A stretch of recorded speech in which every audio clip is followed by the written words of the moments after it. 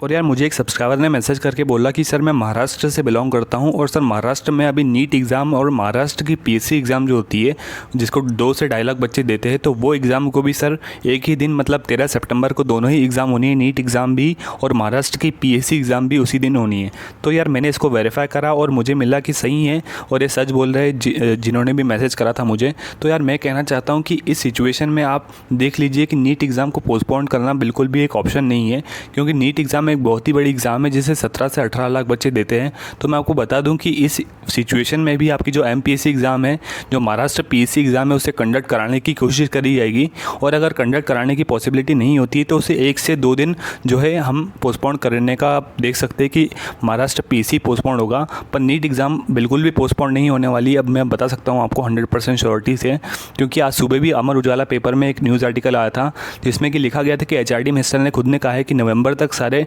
Colleges में admission कराने हमें। तो यार यही एक ऑफिशियल नोटिस है और एक ऑफिशियल न्यूज़ है जो हमें पता है कि गवर्नमेंट पूरे एक्शन में है। और इस कंडीशन के कारण सिर्फ आप ये नहीं बोल सकते कि नीट एग्ज़ाम को पोस्टपोन कर दिया जाएगा, क्योंकि ये सिर्फ एक स्टेट की प्रॉब्लम है कि एक दिन पे 2-2 एग्ज़ाम्स वो लोग कंडक्ट करा रहे हैं, क्योंकि अभी किसी को भी पता नहीं था कि नीट एग्ज़ाम की डेट क्या आएगी। इसलिए महाराष्ट्र पीएससी ने 13 सितंबर की डेट उन्हें बताई थी, पर अभी तक भी ये पता नहीं था। तो जैसे ही डेट्स आई तो अब हो सकता है कि एमपीएससी का शेड्यूल आप चेंज होते हुए देख सकते हैं। तो मुझे नहीं लगता कि नीट एग्ज़ाम पोस्टपोन होगा इसके कारण, पर जो है एमपीएससी एग्ज़ाम जो है ज़रूर पोस्टपोन हो सकता है और उसे 1 से 2 दिन तक शिफ्ट कर दिया जा सकता है। तो यही एक छोटी सी न्यूज़ है, आप अपनी पढ़ाई में फोकस करिए, क्योंकि ये पोस्टपोन की जो आप खबरें देख रहे हैं इसमें आपका जो है माइंड डिस्ट्रैक्ट होगा। हो सकता है कि अगर पोस्टपोन होगा भी तो अब पोस्टपोन होने की बहुत ज़्यादा कम पॉसिबिलिटी है, क्योंकि अब डायरेक्ट कैंसिल ही होगा एग्ज़ाम, कैंसिलेशन हो सकता है, क्योंकि अब जो है काफ़ी ज़्यादा देर हो चुकी है ऑलरेडी।